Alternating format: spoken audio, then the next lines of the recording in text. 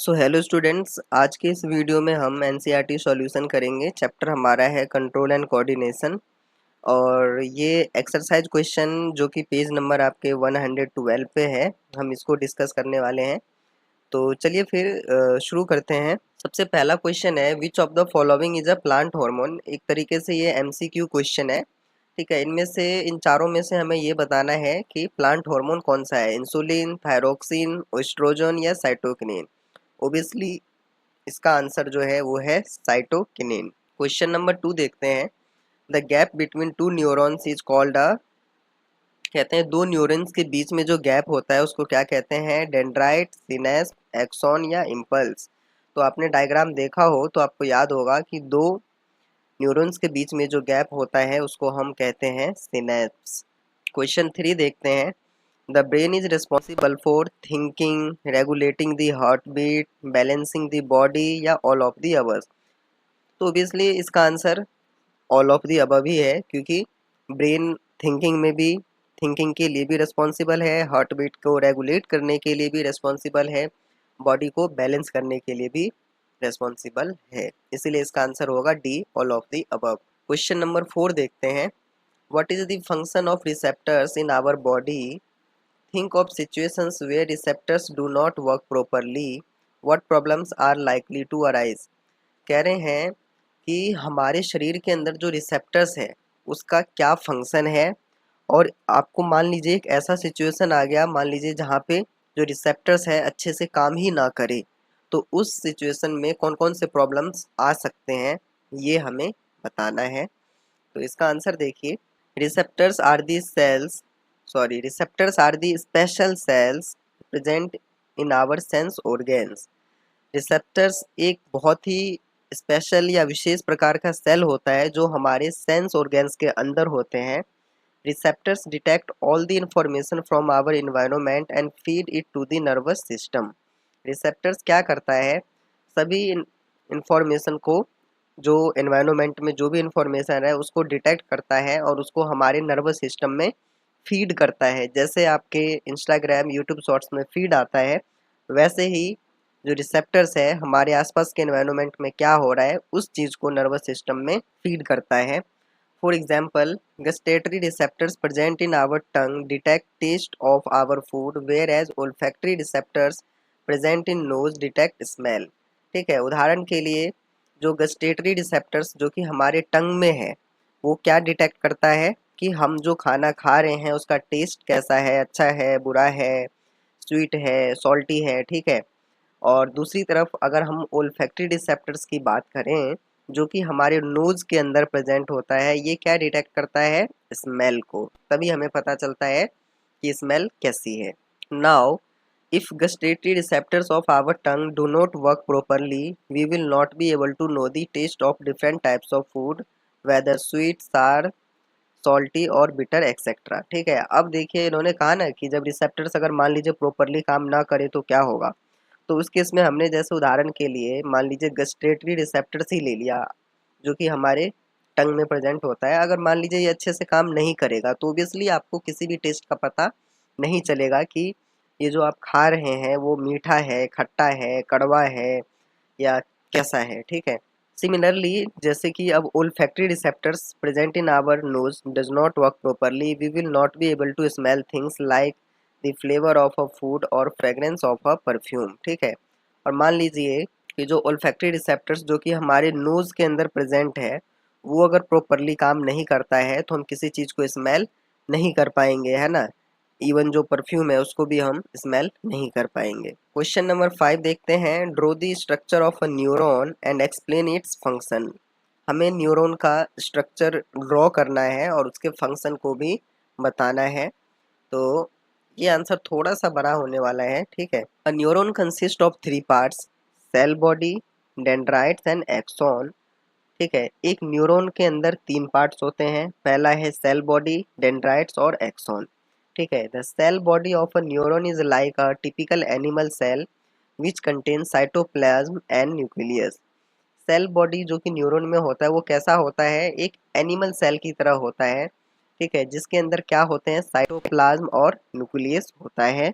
A number of long and thin fibers stretch out from the cell body of a neuron.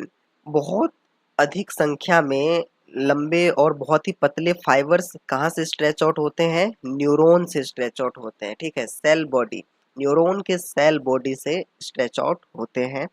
They are called nerve fibres, और इसी को क्या कहा जाता है? नर्व फाइबर्स कहा जाता है। The shorter fibres on the cell body of a neuron are called dendrites, और जो न्यूरॉन के सेल बॉडी में जो सबसे छोटा फाइबर होता है उसको क्या कहा जाता है? डेंड्राइट्स कहा जाता है।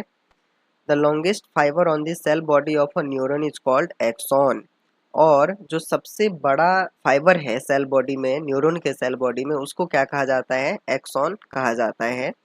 The axon has an insulating and protective sheath और cover of myelin around it. अब जो एक्सॉन है इसमें क्या होता है? एक बहुत ही इंसुलेटिंग का मतलब पता होगा ना, इंसुलेशन क्या होता है कि सपोज दो इलेक्ट्रिसिटी के पॉइंट्स के बीच में एक इंसुलेशन लगा देते हैं ताकि इस साइड से उस साइड ना जाए। तो न्यूरॉन में भी इलेक्ट्रिसिटी तो नहीं, बट कुछ वैसा ही होता है, ठीक है।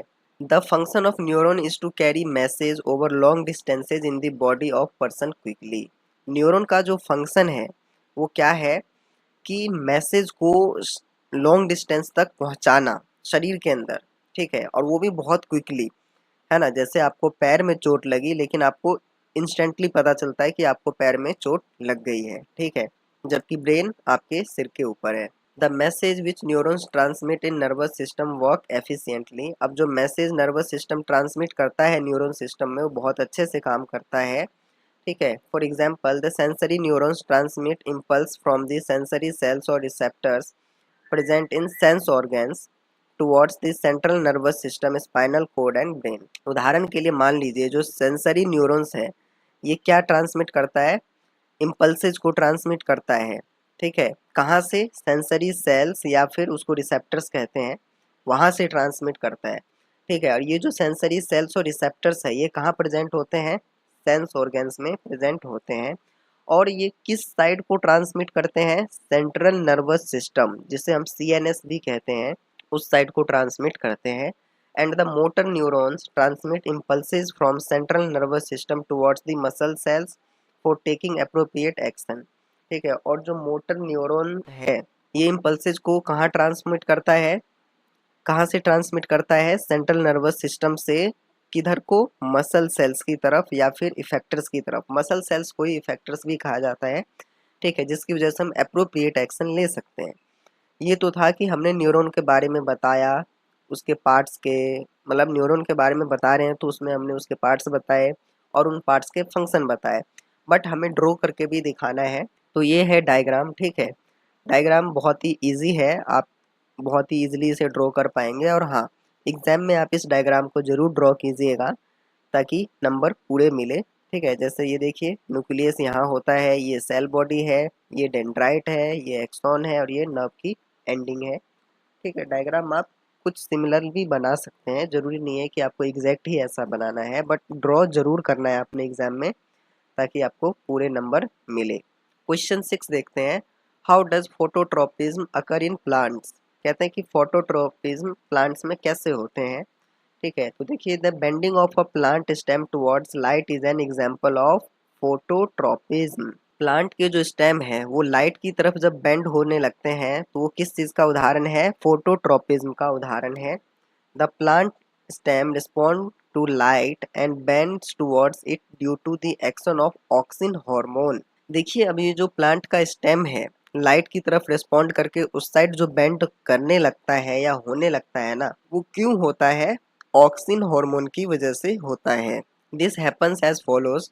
The auxin hormone is present in the tip of the stem of the growing plant, ठीक है। देखिए, जो ऑक्सिन हार्मोन है ये कहाँ पे प्रेजेंट होता है? ग्रोइंग प्लांट के स्टेम जो होते हैं ना उसके टिप पे प्रेजेंट होता है। The auxin hormone prefers to stay in shade away from the light, ठीक है। जो ऑक्सिन हार्मोन्स है ये हमेशा किस साइड प्रेफर करते हैं स्टे करना? शेड की तरफ, मतलब जिधर शेड होंगे ना उस साइड प्रेफर करते हैं या उस साइड ही प्रेजेंट होते हैं, यूँ कह लीजिए, ठीक है। मतलब उन्हें लाइट नहीं चाहिए होता है ऑक्सिन हार्मोन को, ठीक है। So when sunlight falls on the stem from one side, auxin hormone gets concentrated on the side of stem which is away from the light, ऐसे केस में क्या होता है कि अब जैसे मान लीजिए सनलाइट पड़ी स्टेम पे दूसरे साइड पे, ठीक है, तो जो ऑक्सिन हार्मोन है ना, जिस साइड सनलाइट पड़ रही है स्टेम के उसके अपोजिट साइड आ जाएगी। क्यों? क्योंकि ऑक्सिन हार्मोन को सनलाइट की नीड नहीं है या सनलाइट उसे पसंद नहीं है। Auxin promotes growth, auxin growth को प्रोमोट करता है। So due to more auxin the shady side of the stem which is away from light grows to be longer than the side of stem which is facing light and makes the stem bend towards light. इसलिए जो shady side होता है, मतलब जिस side sunlight नहीं पड़ रही होती है, उस साइड स्टेम ज़्यादा ग्रो हो जाती है, ज़्यादा बेंड हो जाती है। क्यों? क्योंकि सारा का सारा ऑक्सिन हार्मोन उस साइड जाके जमा हो जाता है, इकट्ठा हो जाता है। अब इसका आप डायग्राम कुछ ऐसे बना सकते हैं, ये रेफरेंस है, आप अपने हिसाब से भी बना सकते हैं, जिसमें आपको बेसिकली ये दिखाना है कि प्लांट कैसे सनलाइट की तरफ बेंड होती है। क्वेश्चन नंबर 7 देखिए, which signals will get disrupted in case of spinal cord injury. कह रहे हैं कि अगर स्पाइनल कॉर्ड की इंजरी होती है तो कौन से जो सिग्नल्स हैं हमारे शरीर में वो डिसरप्ट होंगे। तो इसका आंसर है reflex action and involuntary actions will get disrupted in case of spinal cord injury. जब भी स्पाइनल कॉर्ड इंजरी होगी तो रिफ्लेक्स एक्शंस और इनवॉलेंट्री एक्शंस डिसरप्ट हो जाएंगे। क्वेश्चन नंबर 8 देखिए, how does chemical coordination occur in plants. Chemical coordination plants में कैसे आते हैं या कैसे होते हैं। The plants do not have nervous system but they can still sense things. देखिए प्लांट्स के अंदर नर्वस सिस्टम तो नहीं होता है बट वो चीज़ों को सेंस कर सकते हैं। The plants can sense the presence of stimuli such as light, gravity, chemicals, water and touch etc. and respond to them by the action of hormones। ठीक है, प्लांट स्टिमुली को सेंस कर सकते हैं। स्टिमुली को सेंस करने का मतलब लाइट को सेंस करना, ग्रेविटी, केमिकल्स, इन सब चीज़ों को सेंस कर लेते हैं और हॉर्मोन्स की मदद से, उनके अंदर जो हॉर्मोन्स प्रेजेंट है उसकी मदद से रिस्पॉन्ड भी करते हैं।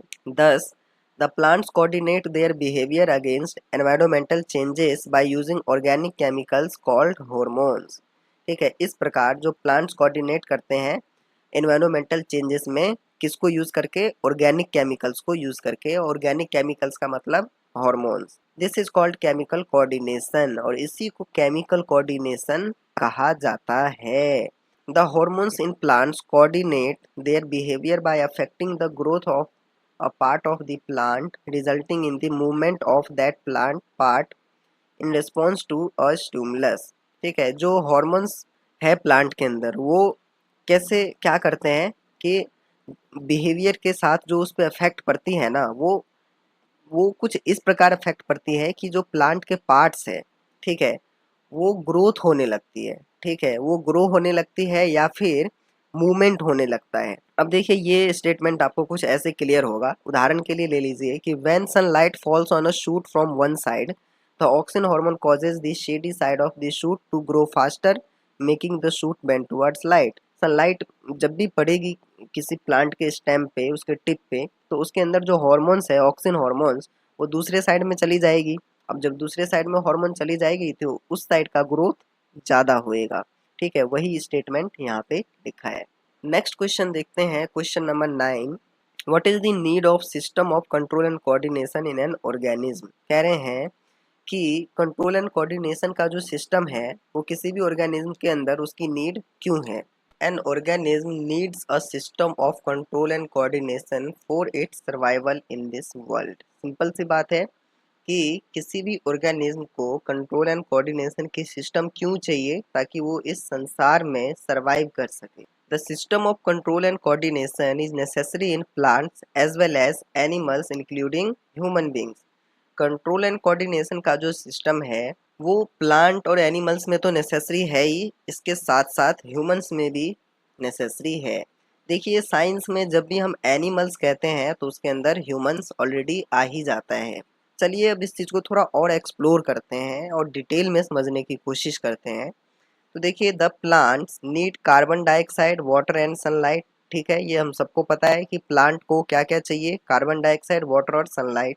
It is due to the presence of a hormonal system of control and coordination in plants that the stomata in their leaves open to allow in carbon dioxide gas, the roots bend towards water and the shoots grows towards sunlight। और ऐसा क्यों होता है, क्योंकि plant के अंदर जो hormonal control and coordination का जो हार्मोनल सिस्टम प्रेजेंट है ना, ठीक है, इस वजह से अब जो स्टोमेटा है, ये स्टोमेटा क्या करते हैं कि जैसे कार्बन डाइऑक्साइड गैस है, ठीक है, इसको अलाउ करते हैं। हम सभी को पता है कि प्लांट के अंदर गैस का जो एक्सचेंज होता है वो स्टोमेटा की वजह से ही हो पाता है। The roots bend towards water and shoot grows towards sunlight. जो रूट्स है वो हम सबको पता है किधर की तरफ ग्रो होगा, जिस साइड उसे पानी दिखेगी उस साइड को वो बेंड होने लगेगा। और जो शूट्स है ये सनलाइट की तरफ भी ग्रो होने लगता है। It is also due to the control and coordination that tendrils in plants having weak stems make them climb on neighboring plants। ठीक है, अब ये सब जो चीज़ें हो रही है ना स्टूडेंट्स, की कार्बन डाइऑक्साइड का एक्सचेंज होना, वाटर चाहिए, सनलाइट चाहिए, ये सब बेसिकली क्यों हो रहा है? क्योंकि कंट्रोल एंड कोऑर्डिनेशन का जो सिस्टम है ना प्लांट के अंदर, उस वजह से हो रहा है। ये तो हो गई प्लांट की बात, ठीक है। अब अगर हम ह्यूमन बींग्स में बात करें तो in human beings the system of control and coordination is needed for all our actions, thinking and behaviour. ठीक है, हम सभी के अंदर जो एक्शंस हैं, थिंकिंग और बिहेवियर, इन चीज़ों के लिए हमें कंट्रोल एंड कोऑर्डिनेशन का क्या चाहिए? सिस्टम चाहिए। The human nervous system receives information from the surroundings, process it and then responds accordingly. हमारा जो नर्वस सिस्टम है ये क्या करता है? सराउंडिंग से इंफॉर्मेशन को रिसीव करता है, प्रोसेस करता है और फिर उसके अनुसार ही रिस्पॉन्ड भी करता है। Our heart beats, breathing, reading, writing, cycling, dancing and various reflex actions are all because of the nervous system. ठीक है, जितने भी ये जो चीज़ें हैं ना, चाहे वो हार्ट बीट हो, ब्रीदिंग हो, रीडिंग हो, साइकिलिंग, डांसिंग, एक्सेट्रा एक्सेट्रा, ये सब क्यों हो रहा है? क्योंकि नर्वस सिस्टम की वजह से। The hormonal system, endocrine system helps in controlling and coordinating activities like metabolism, development, reproduction and preparing our body to cope up with grave situations. जो हार्मोनल सिस्टम है या फिर एंडोक्राइन सिस्टम, ये किस में हमें हेल्प करता है? कंट्रोल और कोऑर्डिनेट कैसे एक्टिविटीज़, जैसे कि मेटाबॉलिज्म हो गए, डेवलपमेंट हो गए, रिप्रोडक्शन, इस प्रकार के जो एक्टिविटीज़ है इसको कौन कंट्रोल करता है? हार्मोनल सिस्टम या फिर एंडोक्राइन सिस्टम। ये था कि हमें या किसी भी ऑर्गेनिज्म को कंट्रोल एंड कोऑर्डिनेशन की ज़रूरत क्यों पड़ती है। ठीक है, चलिए अब नेक्स्ट क्वेश्चन देखते हैं। क्वेश्चन नंबर 10 है, how are involuntary actions and reflex actions different from each other. ठीक है, कह रहे हैं कि इनवॉलेंट्री एक्शंस और रिफ्लेक्स एक्शंस एक दूसरे से डिफरेंट कैसे हैं। Involuntary actions are those which we can not control even if we want to. Involuntary actions वो होते हैं जिसे हम कंट्रोल नहीं कर सकते, चाहते हुए भी कंट्रोल नहीं कर सकते, वो होते हैं involuntary actions. There is no stimulus involve in the involuntary actions. Involuntary actions में कोई भी स्टिमुलस इन्वॉल्व नहीं होता है। They take place on their own, वो बस अपने आप ही होंगे। जैसे उदाहरण के लिए देखिए, our heart beats all the time without our thinking about it. जो हमारा हार्ट बीट है वो हमारे सोचने से या हमारे रोकने से नहीं रुकेगी, ठीक है, वो चलती ही रहेगी। ठीक है, हाँ, वो अलग बात है कि अगर आपने ज़बरदस्ती रोकने की कोशिश की तो हमेशा हमेशा के लिए आप रुक जाएंगे। So the beating of heart is a purely involuntary action. इसलिए जो हार्ट बीट है या हार्ट का बीट होना, ये क्या है? प्योरली क्या है? कौन सा एक्शन है? इनवॉलेंट्री एक्शन है। Involuntary actions are regulated by the brain. ठीक है, जो इनवॉलेंट्री एक्शंस है उसको कौन रेगुलेट करता है? Brain. The reflex actions are also a kind of involuntary actions, but they take place in response to a stimulus। अब रिफ्लेक्स एक्शंस जो होते हैं ना, वो भी एक प्रकार का इनवॉलेंट्री एक्शंस ही है, बट ये कब होगा? जब कोई स्टिमुली टेक प्लेस लेगा, जब कोई स्टिमुलस आएगा तभी ये होगा। ठीक है, अब जैसे हार्ट बीट है वो तो कंटिन्यूसली हो ही जा रहा है, लेकिन रिफ्लेक्स एक्शन जैसे कोई स्टिमुलस होगा ना तब होगा। जैसे उदाहरण के लिए देखिए, the decrease in size of the pupil of our eyes on stepping out in bright light is a reflex action which takes place in response to a stimulus light. जैसे जब आप घर से बाहर निकलते हैं ब्राइट लाइट में, तो वो रिफ्लेक्स एक्शन है, बट प्यूपिल जो हमारे आइज के अंदर जो प्यूपिल है वो अपने आप एडजस्ट होने लगता है लाइट के हिसाब से। ठीक है, तो ये क्या हो गया, रिफ्लेक्स एक्शन तो है ही, साथ ही इन्वॉलंटरी एक्शन भी है।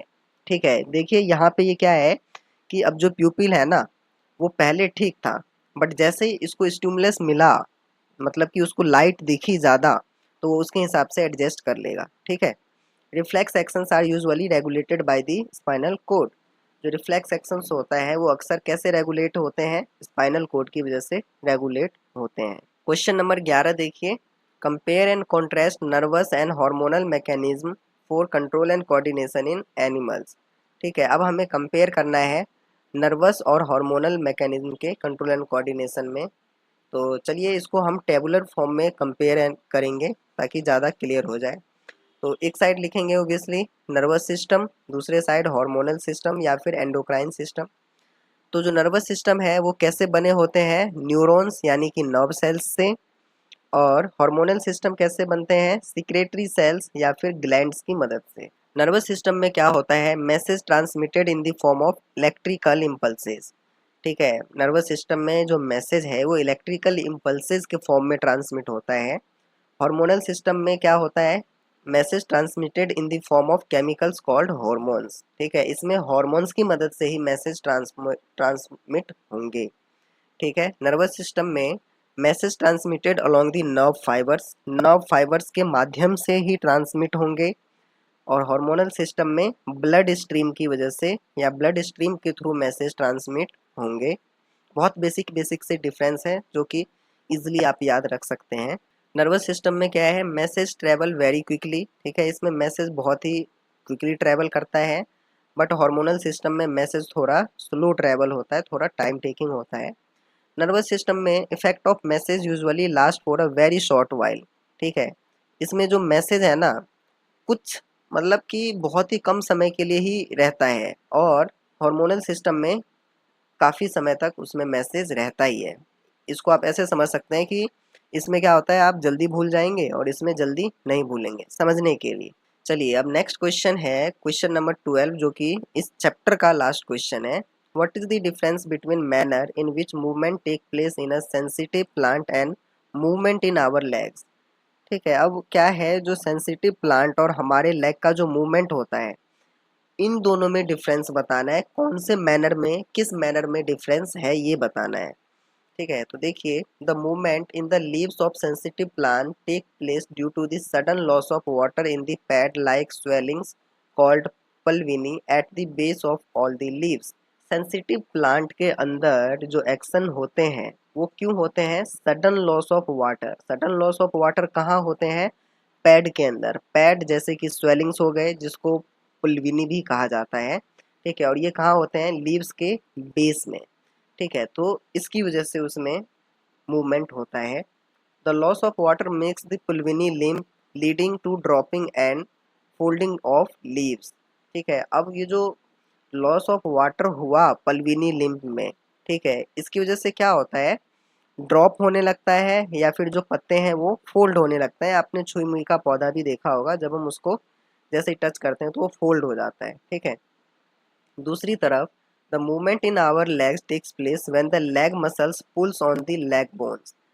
हमारे लेग का मूवमेंट ओबियसली जब हमारे जो लेग के बोन्स हैं, ठीक है, वो जब मूव करता है तो लेग मसल्स भी मूव करते हैं, या फिर यूँ कह लीजिए कि लेग बोन्स की वजह से ही लेग मसल्स भी मूव होते हैं।